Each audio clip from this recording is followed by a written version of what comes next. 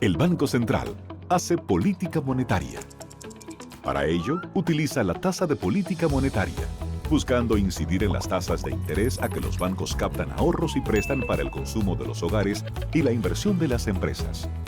El objetivo de la política monetaria es mantener la inflación en torno a una meta definida por el Banco Central, logrando la estabilidad de precios y contribuyendo a crear las condiciones para un crecimiento económico sostenido.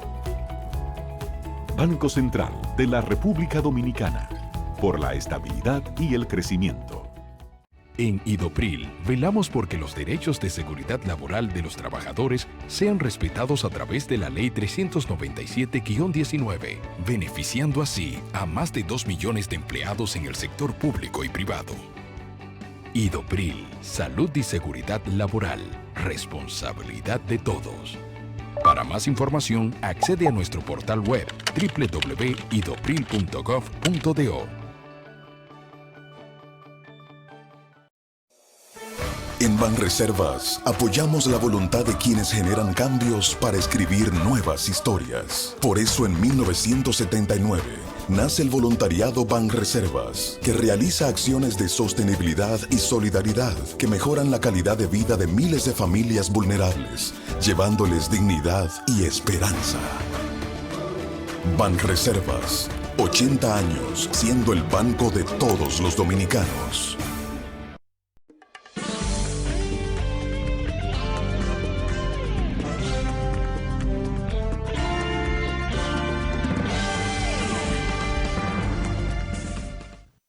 Tardes, amables televidentes. Bienvenidos a su cita diaria crepuscular y nocturna en Teleimpacto, que es al final de la tarde, despidiendo el sol y comenzando la noche. Ponga su caridad en buenas manos. Apoye el Patronato de Lucha contra el Cáncer de Villa González Incorporado, una verdadera institución de apoyo al prójimo más carenciado. También el Hogar Escuela Santo Domingo Sabio, otra institución para formar jóvenes en alto riesgo, regentado por la congregación salesiana de la Iglesia Católica, manos hacendosas con ancho ánimo de servicio. Pues usted puede también poner su atención en esa institución. Avenida Independencia, casi esquina Avenida General Gregorio Luperón, aquí en Santo Domingo. Bien, y aquí en Santo Domingo, la verdad que uno a los alcaldes le hace sus críticas, porque los alcaldes, que son cargos elegidos, cuando se presentan ante el electorado, le hacen ofertas de todos los tipos, idéntico a los presidentes. Pero en el caso de los alcaldes, porque hay cosas que usted no la puede ofrecer y cosas que si la ofrece, tienen que ser cosas que están bajo el manejo económico, presupuestario de una institución como la alcaldía, que no es igual que un gobierno. Es un gobierno, un microgobierno, gobierno local, de la ciudad, etc. Pero hay cosas elementales que usted tiene que resolver. Una. Y otras que son tan, diríamos, son ideas que se salen de lo lógico. Cosas muchas veces se hacen por ineptitud, por bisoñez, como hemos dicho, y entonces terminan siendo ineficaces. Por ejemplo, la rabalización de varios sitios de la ciudad. Nosotros nos hemos cansado de hablar de esas cosas, refiriéndonos al Distrito Nacional, porque es donde nosotros estamos, donde vivimos, y hace uno todos sus quehaceres vitales y profesionales. Ahora, los alcaldes acostumbran a decir, no, que entonces los recursos no me alcanzan, y son demasiados problemas y la ciudad es muy grande y entonces uno no puede resolver los problemas de cosas que uno a veces hace compromiso, que las cañadas, que las aceras, los contenedores, la basura, en resumen. Entonces, ¿para qué lo elegimos? Pero para desmarcarlo o para distinguirse de esas inoperancias o de esas ineficacias, entonces hay otros que hacen el trabajo con más limitaciones. Verbigracia, Santiago. El alcalde de Santiago, nosotros no lo oímos, yo no le he oído decir que no tiene los recursos, que no le alcanza esto, para poner a Santiago decente, bonito, organizado y que respeten la autoridad edilicia. Santiago está totalmente distinto y el señor Abel Martínez llegó a Santiago con menos recursos probablemente que lo de la capital y con menos apoyo político también. Entonces, fíjense cómo es que el gobierno es un gobierno amigo del gobierno local, porque eso es el mismo partido. La alcaldesa es la secretaria general del partido que está en el gobierno. Entonces, ¿qué vemos en la ciudad? Esta ciudad está totalmente arrabalizada. Repito, tiene a Santiago de diríamos el contrapunto de Santiago, que luce todas sus galas, Santiago, limpio, organizado, señalizado, con respeto a las normas municipales, esa buhonería controlada y todo. Usted baja por la calle El Sol, eso está limpio, y todas esas calles comerciales, y entonces las de aquí es un caos. Ya mostramos la Duarte y hemos mostrado el kilómetro 9 de la carretera Duarte, que eso es otro caos. Sin autoridad que se haga responsable de eso. Una verdadera pena y vergüenza.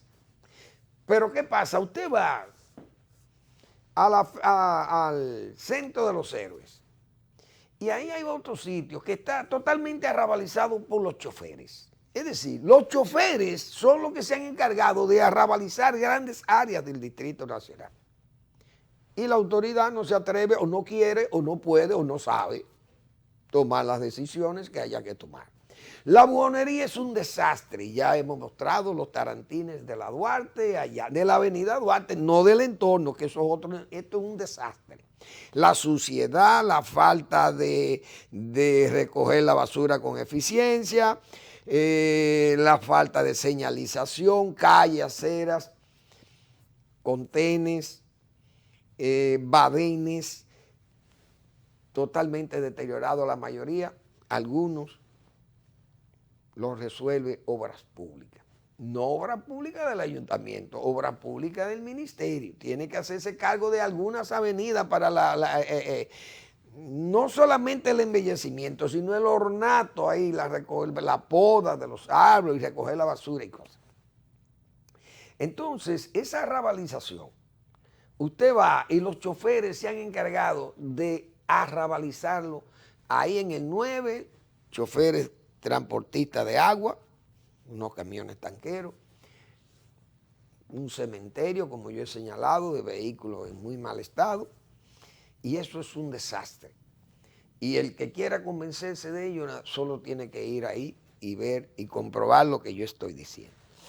Dentro de las medidas típicas de ineptos o de bisoño, porque usted puede ser muy apto o puede ser inteligente, pero no tiene la experiencia de manejar problemas y llega e inventa muchísimas cosas creyendo y porque le sugieren y ya ustedes creen que están, como dicen, haciendo lo mágico.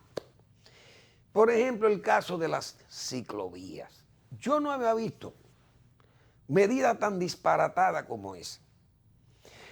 No porque no reúna un fin noble, bueno, porque la idea de que los vehículos ligeros, en este caso los pedaleados por humanos, que no son máquinas que se desplazan por sí mismas, sino que necesitan la fuerza humana,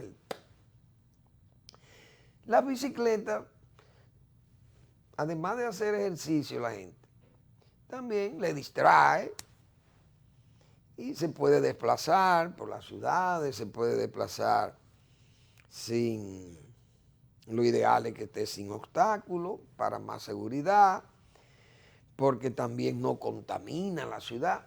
Todo eso es muy bonito. Pero usted tiene que pensar primero, ¿dónde usted puede aplicar eso? Las autoridades del Distrito Nacional parece, digo yo, que se entusiasmaron porque en Bogotá, por ejemplo, la ciudad de Bogotá, que es una ciudad enorme, grandísima, hoy tiene 8, 9 millones de habitantes, viven ahí. Y es una ciudad enorme, muy grande, con muchísimos vehículos, muchísima gente y un movimiento extraordinario. Una megápoli de América Latina. Entonces, los alcaldes de Bogotá han tenido que hacer muchísimos inventos, el Transmilenio, una línea de autobuses y que se hagan respetar, porque si no fuera aquello también una especie de Saigón en tiempo de la guerra.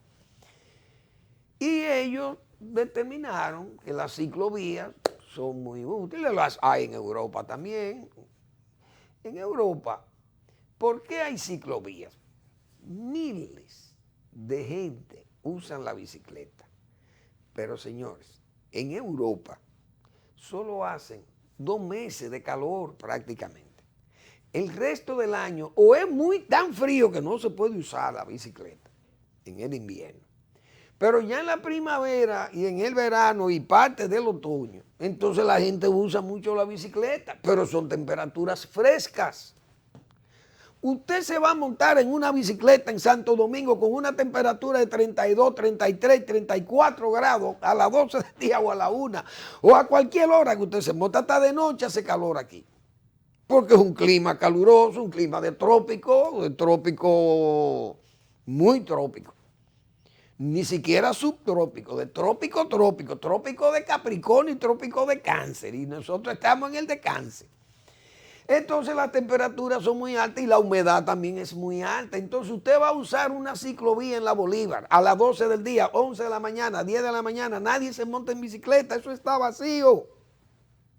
Pero las autoridades del ayuntamiento han complicado más porque ahora para hacerse respetar la ciclovía, entonces le han puesto unos muros que eso no se lo han llevado.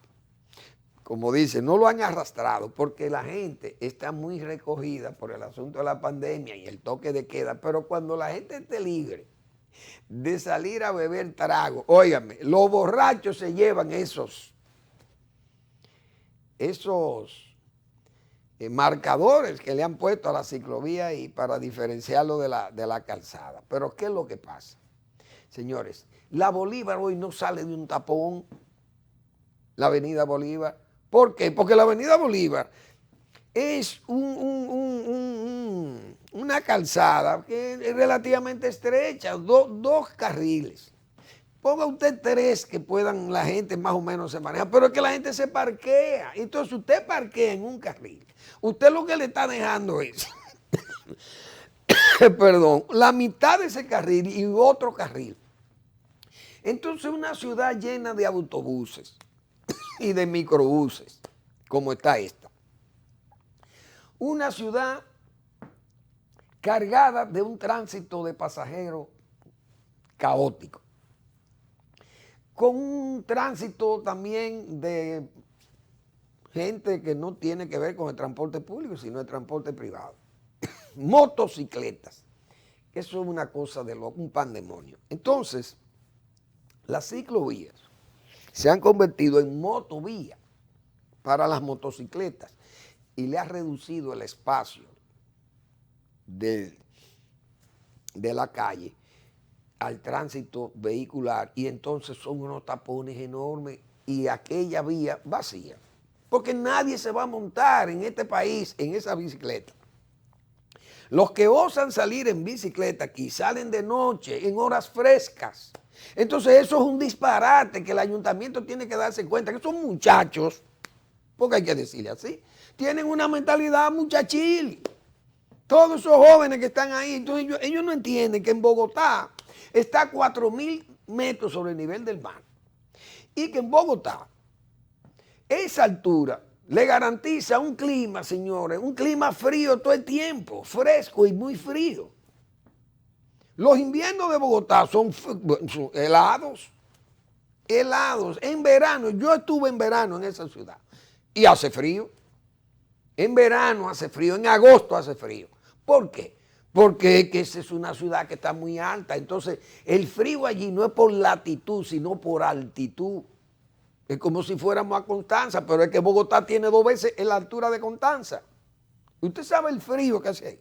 Entonces usted puede montar bicicleta ahí, porque la bicicleta, usted no llega caluroso a ningún sitio, usted llega fresco.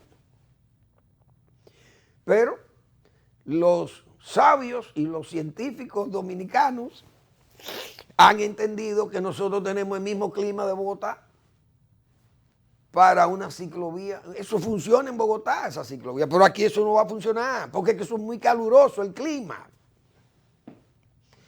No lo van a entender. Y como no lo van a entender, probablemente este es un comentario que caerá en el vacío. Bien. Ya hemos hablado de la Duarte, repito. Y ahí no le han tocado aquel pandemonio, yo no sé, aquel infierno que es toda la Duarte. Como yo he señalado aquí otras veces, usted pasa por la calle Samaná, por ejemplo, y uno no sabe la cantidad de negocios, todos los negocios encima de la calzada, pero no hay un alcalde que se atreva a intervenir esa zona. Entonces, ¿para qué usted se promueve como alcalde? Para ahí venir a hacer el ridículo. Las cañadas, eso ni hablar. Hoy andan todos los barrios de la capital, los principales barrios hechos a la cañona, preocupados por las cañadas. Pero ellos mismos son los que lo llenan. Primero lo llenan de basura. Los propios residentes, desordenados y sucios. Pues hay que decir esa verdad también. Entonces, aquí hay muchos contratistas o constructores de barrios y de viviendas en las urbanizaciones periféricas y se mudan donde quiera y vienen y hacen un relleno, tapan una cañada allí, hacen un relleno, viene un ingeniero, le hace un edificio y vende ahí. Viene la cañada, se derrama y hace unas inundaciones. Baby, gracias. Vaya hoy a este barrio que está por el kilómetro 14, creo, 13 de la carretera, kilómetro 13, creo, de la carretera Duarte. Ese barrio que está a la derecha ahí. Eso es un caos también, porque las cañadas las tapan, las cierran, las rellenan y la gente se muda y como está seco, no está lloviendo, está feliz. Cuando viene la lluvia, entonces la autoridad que no le ayuda a resolver el problema de las inundaciones y la cañada, pero es que esos son los problemas que hay. Típico del descuido, la corrupción. Me imagino el departamento del ayuntamiento que tiene que ver con esos asuntos urbanos y dan la autorización para construir entonces en áreas de cañada y en áreas de drenajes naturales de la ciudad, están todos cegados. Entonces, cuando vienen estas lluvias, están las inundaciones y todos los pobladores de la periferia están preocupados porque la inundación viene ahí, la lluvia y el agua se estanca y estamos aquí en la estación del desamparo. Un verdadero caos, penoso. Bien, Leonel Fernández, que es un político organizado, un político que no es un político crítico, ni es un político teórico, porque ya demostró como presidente lo que fue, sino un presidente pragmático, yo diría. Aprendió de Balaguer, aprendió de Juan Bosch, aprendió de todo el mundo, de la historia, y aprendió leyendo y aprendió ejecutando. Entonces Leonel Fernández se puede decir que es un hombre de Estado, es un estadista. Y 3 periodos de gobierno y dirigiendo el partido que ha estado 20 años que estuvo en el poder. Entonces, es un hombre con una visión de Estado y de conocimiento que hay que aprovecharlo. Yo quisiera que el presidente Abinader, dada su bisoñez, su inexperiencia también, como se sabe,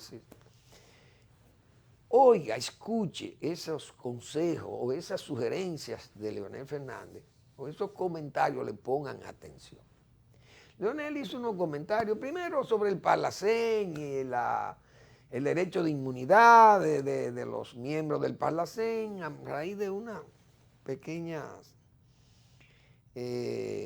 discusiones sobre el caso de Danilo Medina y que los expresidentes que están protegidos en el Parlacén, porque son miembros automáticos del Parlacén. Leonel Fernández ha dicho, señor, el Parlacén es un organismo que le ofrece este espacio a los expresidentes, pero no es un espacio que la gente lo busca nada más por la inmunidad, sino por el derecho que tiene, es un derecho adquirido que tienen los presidentes, como así como hubo senadurías vitalicias, creo que en Argentina también lo hubo, en Chile cuando Pinochet y esas cosas.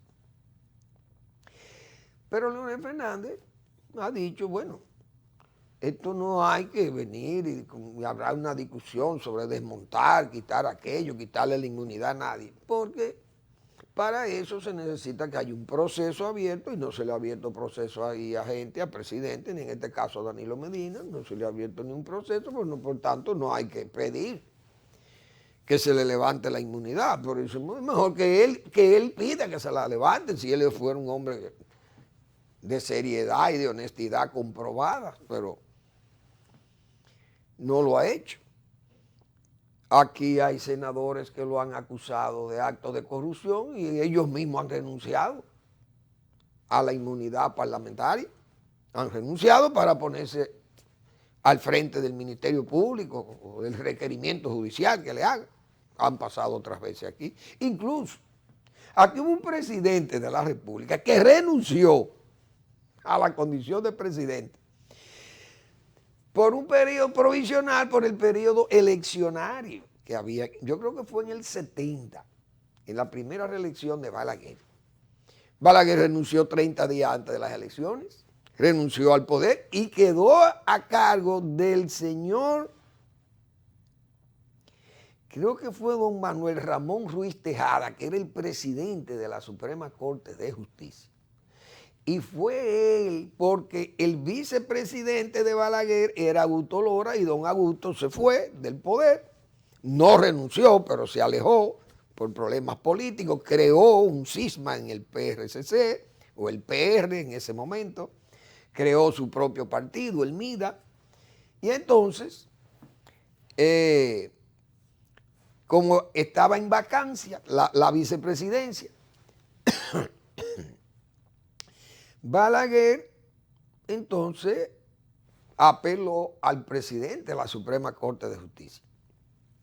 Y él fue el que ocupó el espacio. Es decir, Balaguer renunció a esa condición de presidente de la República para ir a competir en igual condiciones con el propio candidato del MIDA, que fue el más, diríamos, el más pugnaz contra Balaguer en ese momento, porque el PRD se retiró. Entonces, hemos tenido ejemplos de eso. Vamos a ir a la pausa y seguimos entonces con el tema, para darle espacio a la publicidad.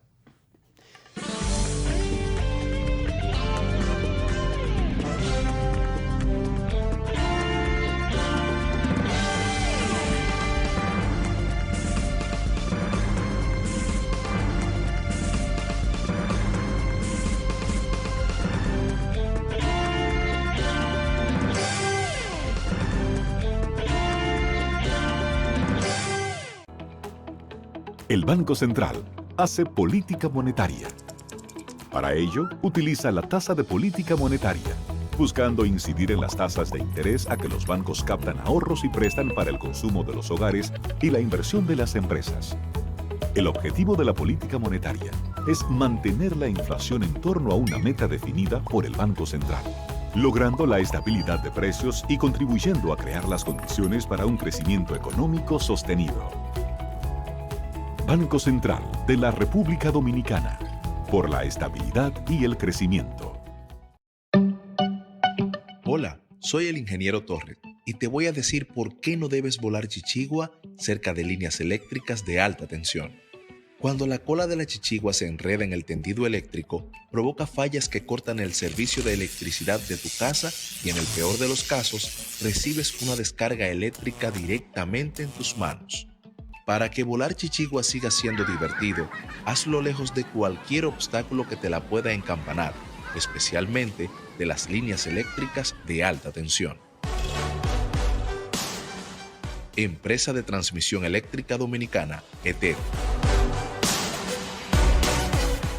En Idopril, velamos porque los derechos de seguridad laboral de los trabajadores sean respetados a través de la Ley 397-19, beneficiando así a más de 2 millones de empleados en el sector público y privado.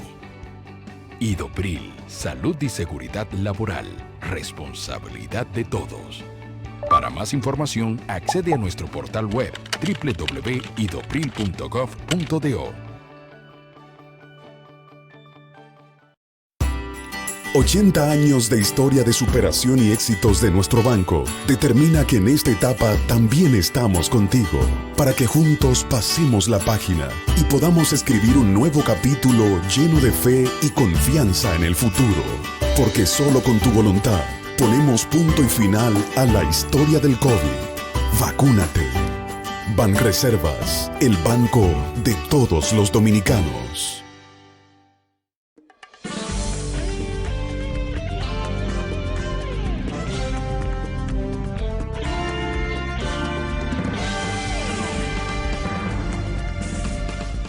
Bien, dentro de las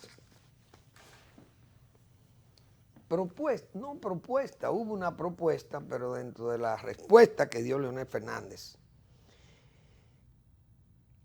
en esa presencia que tuvo en el Senado en un homenaje que se le hizo al señor Jimmy Sierra, un gran amigo de él, desde la niñez, y que había fallecido, ya falleció hace un tiempo.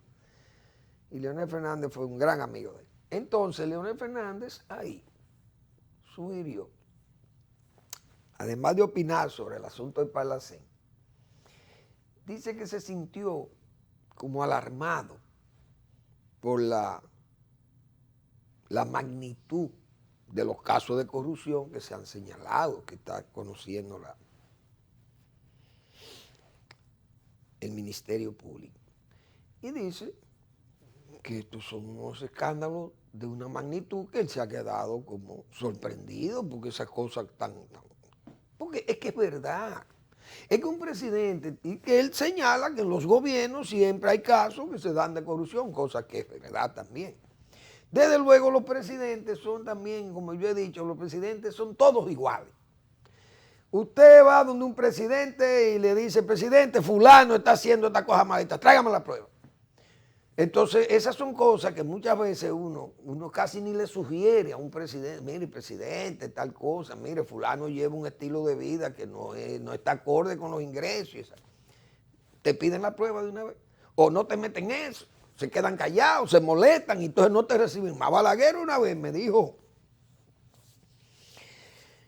Machanito, que una vez fue Machanito siendo secretario de Trabajo, fue y le dijo a Balaguer una noche, presidente, mire, fulano de tal, otro incumbente, otro ministro, que estaba haciendo cosas irregulares. Y Balaguer le dijo, está bien, gracias. Se fue Machanito, y Machanito un año no lo recibió Balaguer. En un año no lo recibió, y era el ministro de Trabajo. Se molestó Balaguer con eso. Entonces los presidentes son un problema.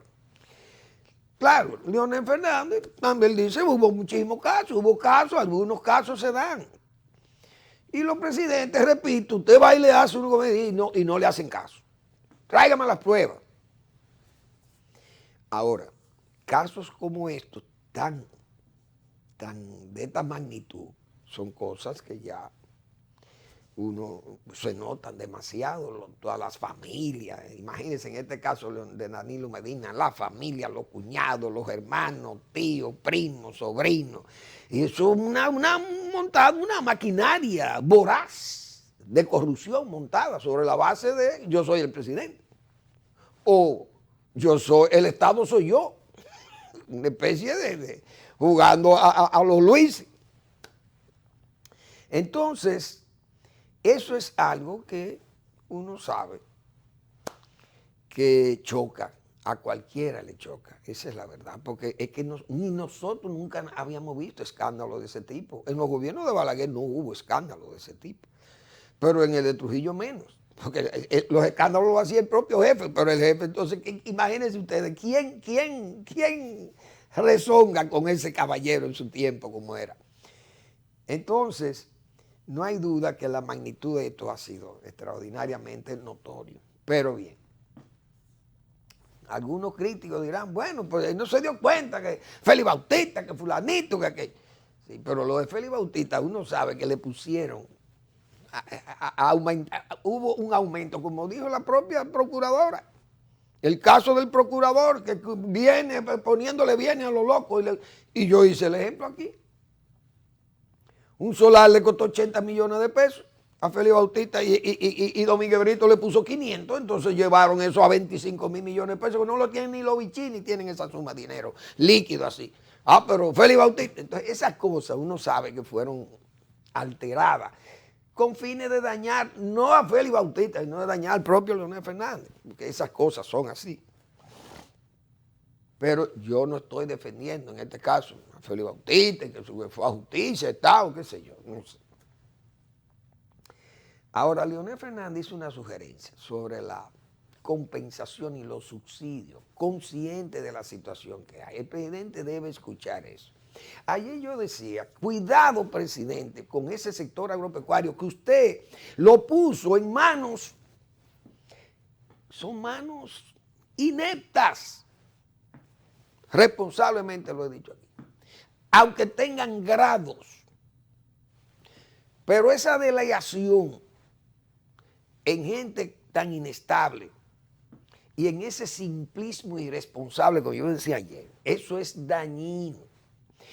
El gobierno de Leonel Fernández enfrentó crisis alimentarias peores que la que está enfrentando este gobierno, porque ahora no es una crisis alimentaria, es una crisis de los precios que hay, que se han alterado por el asunto de una inflación importada. Pero en aquella crisis alimentaria de Leonel Fernández fue una crisis mundial, global, donde Estados Unidos, yo dije ayer, no vendía arroz. Se convirtió en proteccionismo de sí mismo, o sea, en una autarquía. Estados Unidos no quiso vender y dijo, no, yo no voy a vender arroz, y no vendía arroz. La crisis alimentaria, una crisis global. China, yo no vendo arroz. Vietnam tampoco, ni Tailandia, países productores extraordinarios de arroz. Y se negaban a vender arroz al mundo. Nosotros fuimos autosuficientes y salimos a camino por esa situación de autosuficiencia, por las medidas que se habían tomado antes, 4 años antes. Entonces se le dio apoyo a los productores y los productores respondían. Pero hubo una crisis alimentaria que yo cité aquí. El caso, por ejemplo, de las gallinas. En el gobierno de Leonel Fernández, que el presidente, yo creo que el presidente Abinader debe hacerle caso a eso. Por ejemplo, se crearon muchas plazas agropecuarias porque las plazas tienen la ventaja que los propios productores pueden venir a vender. Tú no tienes que pagar eso. Pero INEPRE, ya eso no sirve para trabajar porque INEPRE ya no puede cumplir con las funciones que le autoriza la ley. No tiene ni recursos humanos ni los recursos físicos. Esa cebolla antes la comprábamos en INEPRE y la guardábamos ¿dónde? En los almacenes frigoríficos de Baní. Guardábamos esa cebolla que fuera un tiempo y el resto la botábamos. Pero ahora la cebolla no se puede guardar en ningún sitio porque el Estado no tiene dónde guardarla.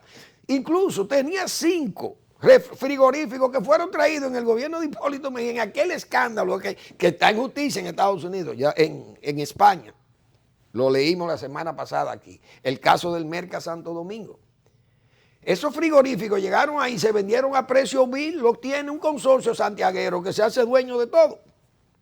Y lo compraron a precio vil. Unos frigoríficos costaron 6 millones de dólares cada uno.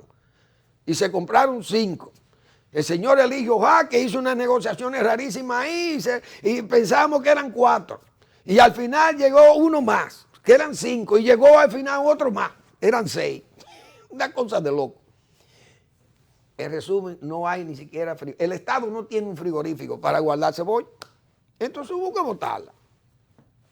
Y ahí a botar la cebolla por superproducción, porque la gente aquí, los productores muchas veces no se llevan ni siquiera de los técnicos que le dicen vamos a hacer una siembra escalonada y la hacen toda en un mes para que toda la cebolla esté. El ministro acusa a la oposición de estar detrás de la botadera de rubros. Es decir, ahora es muy fácil decir que el PLD anda detrás de eso. El PLD va a sacarle filo a eso, porque es muy lógico que como partido de oposición ellos quieran sacarle provecho a esa situación. De que votaron la cebolla, votaron la leche, votaron la papa, la zanahoria. Que sí. Entonces esas cosas, porque INEPRE no funciona, ni el Merca Santo Domingo funciona. Entonces, si fueran una plaza agropecuaria, los mismos productores pueden bajar su producto y venderlo a precios que no pierdan y la gente va y los compra. Las gallinas, por ejemplo, yo hablé de las gallinas. Leonel Fernández le pagó 324 millones de pesos a los productores de gallinas y de pollo para que comprarle las gallinas ya ponedoras viejas, de alta postura, ya con vieja postura. Y esa gallina, 7 u 8 libras, 100 pesos. Imagínense una familia pobre que compre 2 gallinas de esas. Tiene carne para comer 15 días. Porque fácilmente son 16 o 17 libras de carne por 200 pesos, 2 gallinas de esas. Pero la puede comprar en una plaza porque la venden incluso los propios polleros. Vienen y las venden ellos. Y el gobierno lo compensa. ¿Qué es lo que ha dicho Leonel Fernández? Yo recuerdo, se pagaron 324 millones de pesos en el 2008 con una crisis alimentaria y además con la influenza aviar. Entonces, los productores de leche estaban con una situación muy difícil. Los insumos sumamente caros. El maíz costaba como $9 un bushel. Hoy vale 6 y miren cómo está la situación. Imagínense con el bushel a $9. El bushel de maíz, y al mismo tiempo usando la industria petroquímica, usando 16 o 20 millones de bushel del maíz norteamericano para producir energía, porque el petróleo costaba $150, un barril de petróleo. Entonces era negocio producir etanol a partir del maíz. Es decir, ante aquella situación, $150 el petróleo, el maíz a $9 el bushel. El arroz a $1,300 y $1,400. Una tonelada de arroz en los Estados Unidos subió de $400 a $1,200 la tonelada de arroz. Imagínense la situación que había en el 2008. La leche, 652 millones de pesos se le pagaron a los productores de leche, 3 pesos por litro producido de leche como de compensación para poder venderle al producto barato a la gente. Entonces el gobierno puede hacer eso. Pero entonces viene y tiene el ministro de Agricultura, que es una especie de guardián ahí del cargo de Hipólito Mejía. Entonces viene y dice que eso es política, que compren a la guagüita y una cosa, un desprecio y una disponibilidad a la burla, como hemos dicho nosotros. Entonces, presidente, tenga cuidado, se lo dijimos hace 10 meses, con el sector agropecuario. Creo que las plazas, no por INEPRE, que si hacen las plazas por INEPRE o por el Merca, INEPRE gasta 800 millones de pesos para regalar 400. Y eso es un negocio al revés. Mientras que las plazas, repito, la pueden manejar los propios productores. Usted le puede dar, por ejemplo, compensación por el transporte, pero ellos vienen y venden los productos directamente a la gente ahí. Lo venden en mesas y la gente va y compra el plátano, y la gente va y compra su víver, y compra el huevo, y compra el pollo, compra la gallina, compra los salchichones, todo eso es embutido. Una gente que tenga una fábrica pequeña de embutido instala un galpón para eso, para vender embutidos, y lo venden a precios más baratos, y el queso y la cosa. 80,000 productos que se generan en la agroindustria y en la producción directa de materias primas, y esas cosas se caminan, toda la materia fresca, los productos frescos, la gente lo va a adquirir. Eso no es la guagüita. Incluso la clase media va y compra. Porque la clase media, si hay una plaza grande, establecida y cómoda, que se pueda parquear, va en su propio vehículo, compra las cosas, la lleva a su vehículo y de ahí va a su casa. Pero a la guaguita, nadie de clase media va a ir a comprarle a una guaguita en la calle, a un tipo todo lleno de suciedad, las uñas llenas de lodo, un peso, una balanza mecánica fea, sucia, el lodo y el sucio no le cabe más. Y la inseguridad y la fragilidad de esa balanza que no le va a dar una pesada segura o fiel. Y entonces la clase media, ¿dónde compra? En los supermercados. Pues tiene que comprar muy caro. Pero en las plazas puede comprar más económico. Y puse el ejemplo aquí de la plaza de la Feria Ganadera. Entonces, esa sugerencia de Leonel Fernández, repito, que es un hombre pragmático y un hombre de Estado, el presidente Abinader debe escuchar esas cosas y ponerle oído sordo a esa improvisación y a toda esa inseriedad y a todos esos... gente que anda con soflamas, retórica unas veces y otros de burla y de simplismo. Van al cementerio y frente a la tumba de Peña Gómez hay que meter preso a todos los corruptos. Bien.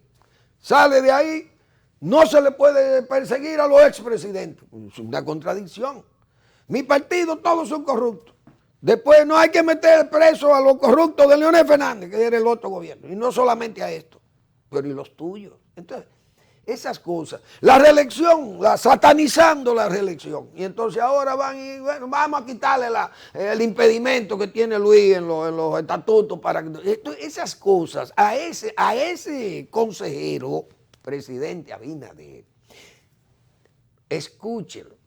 O mejor dicho, óigalo, pero no lo escuche.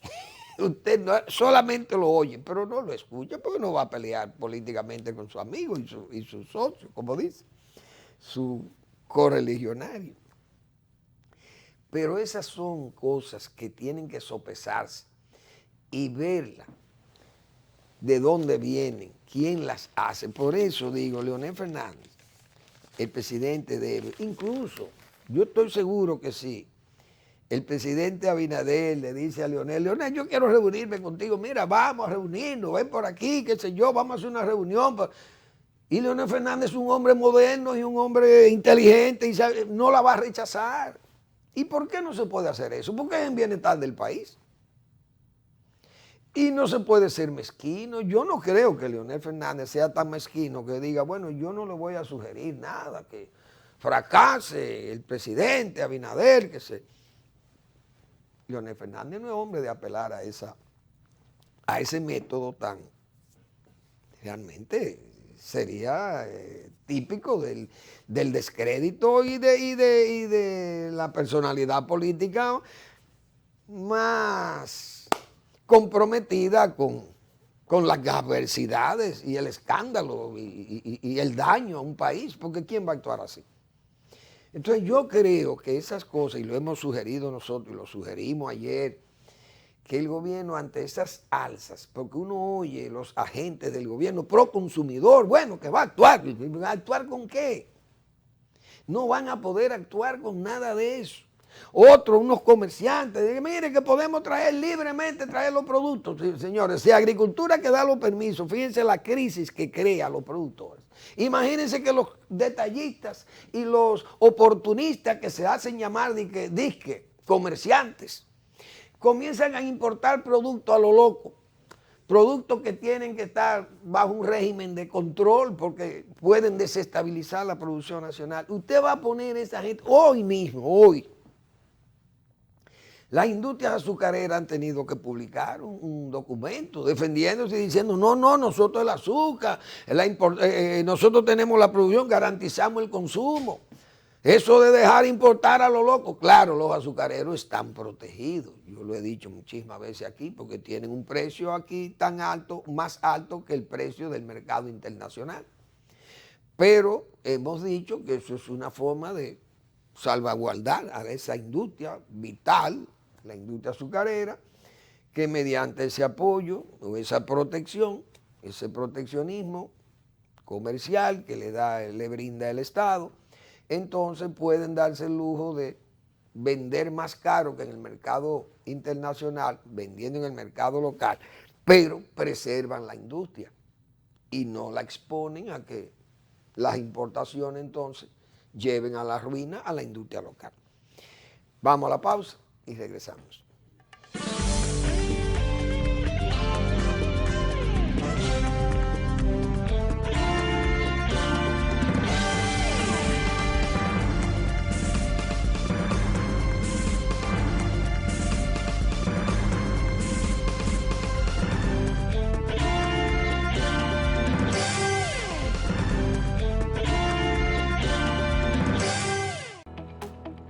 El Banco Central hace política monetaria.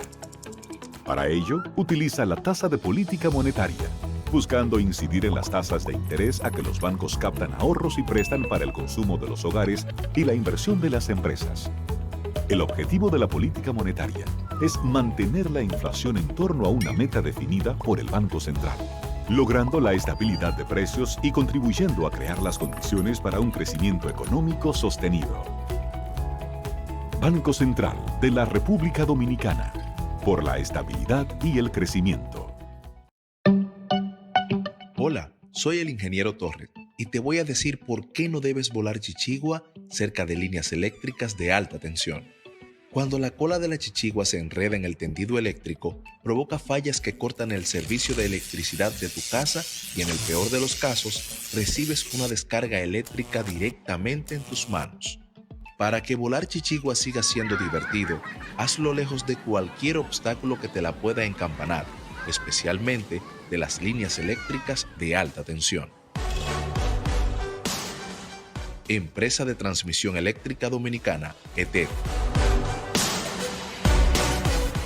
En Idopril, velamos porque los derechos de seguridad laboral de los trabajadores sean respetados a través de la Ley 397-19, beneficiando así a más de 2 millones de empleados en el sector público y privado. Idopril, salud y seguridad laboral, responsabilidad de todos. Para más información, accede a nuestro portal web www.idopril.gov.do.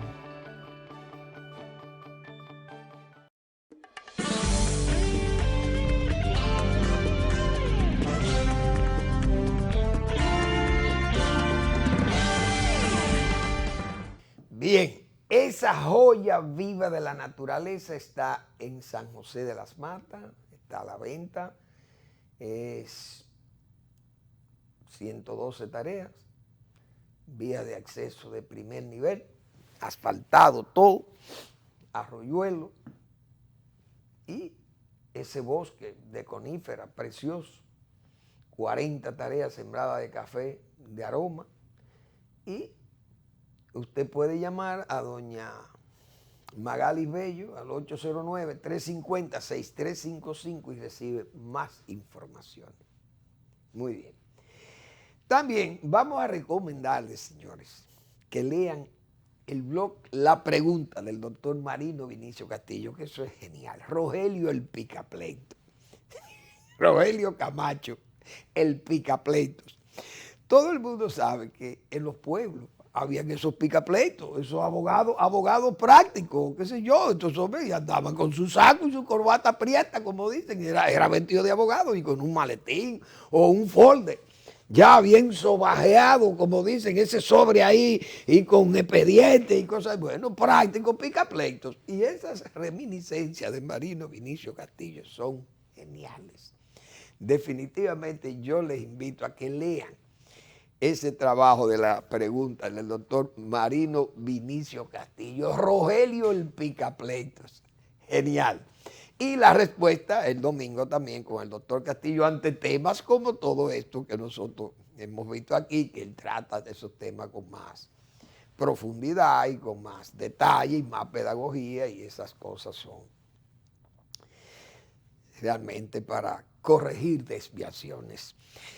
Bien, entonces, con esas propuestas que hemos dicho de Leonel Fernández y esas cosas, miren que en el gobierno de Leonel Fernández, Leonel, pragmático, siempre escuchó todas esas cosas que se planteaban, generalmente ideas que nosotros en el sector agropecuario se pensaban y se le transmitían vía el ministro, en este caso, por ejemplo, Chío Jiménez iba, nosotros tratamos esas cosas a nivel del ministerio y eso y se le planteaba al presidente, el presidente lo entendía. Amílcar Romero también, Amílcar estuvo en Agricultura como ministro. Y entonces esas cosas son comprensibles. Y los presidentes como Leonel, ¿qué pasaba? Tengo elecciones en el 2006, tengo elecciones en el 2008, tengo elecciones en el 2010, tengo elecciones en el 2012. Entonces, ese partido en el poder y usted un presidente jugándose la reelección y jugando la elección de sus legisladores, de su Congreso, de sus alcaldes, etcétera, usted no podía pestañear. Y ante alzas y situaciones irregulares como esa había que apelar a lo pragmático, a las herramientas. Por eso las plazas agropecuarias, más de 600 millones de pesos se gastaron en eso. Pero era una forma de un paliativo y de aquietar a la gente y ¿cómo diríamos? Amansar la calle. La ebriedad de la calle se amansaba. Entonces, con todos esos procesos eleccionarios se justificaba tal vez más. Tal vez el propio presidente dirá, bueno, yo no tengo esas presiones, dirá el presidente Abinader, eso también puede ser a tomar en cuenta, pero con declaraciones como la del ministro de Agricultura no van para ningún lado. Bien.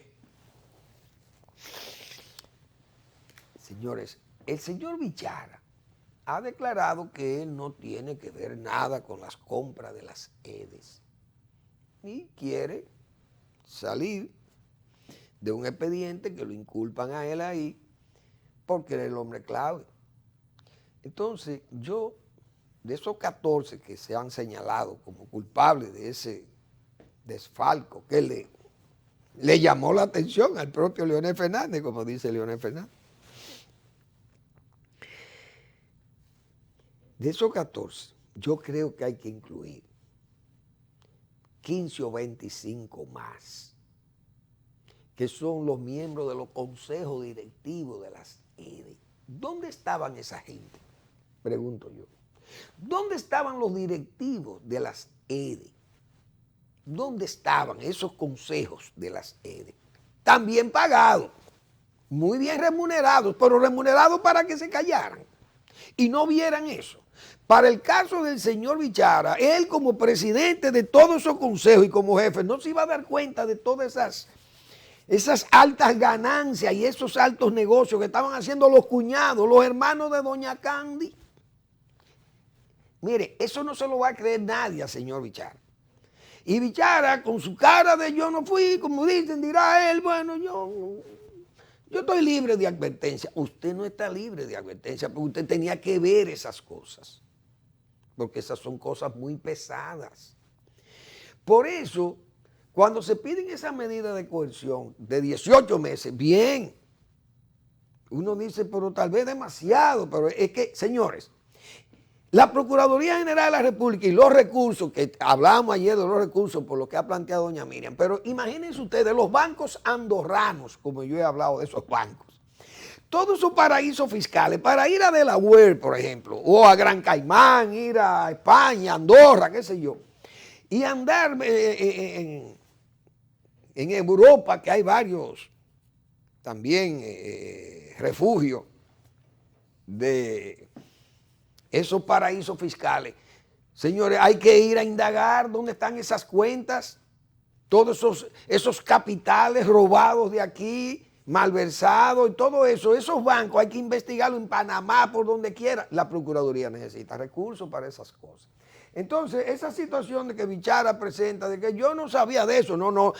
Incluso, repito, el Ministerio Público que indaguen en los consejos directivos de esas EDES, porque eso saben todas las vagabunderías que se estaban haciendo ahí, todo eso que se ha denunciado, todos esos sobreprecios y todos esos engaños y esas adjudicaciones tan antojadizas y tan lesivas para las propias instituciones. ¿Y para qué estaban los consejos ahí? Porque yo recuerdo estando en el Consejo Estatal del Azúcar y se iban a arrendar 400,000 tareas a los bichini. Bueno, pues estábamos ahí. Y eso tenía que saberlo todos los que estaban ahí en el consejo. Y se la arrendó a los Vicini. Y eso no es pecaminoso. Pero hay que ver las cosas y qué era lo que había y cuánto van a pagar. Y que, bueno, pues tienen que pagar. Ahora, si ellos no pagan, ya eso es otra cosa. Pero los consejos tienen que ver todas esas cosas, todas esas operaciones grandes, gruesas. ¿Y cómo es posible que no vieran eso en las sedes? Entonces, eso necesita mucho todavía. Ahí hay que hacer un experticio grande, como se dice. Ojalá pueda conseguirse todo eso a la mayor brevedad, porque estamos hablando de 500 millones de dólares que el señor Bichara dice que yo no estaba ahí. Es decir, yo no participé de compras, pero usted participó de los manejos, vio y compartió con los beneficiarios de esas compras tan favorablemente otorgadas a la familia presidencial. Señores, gracias por su atención.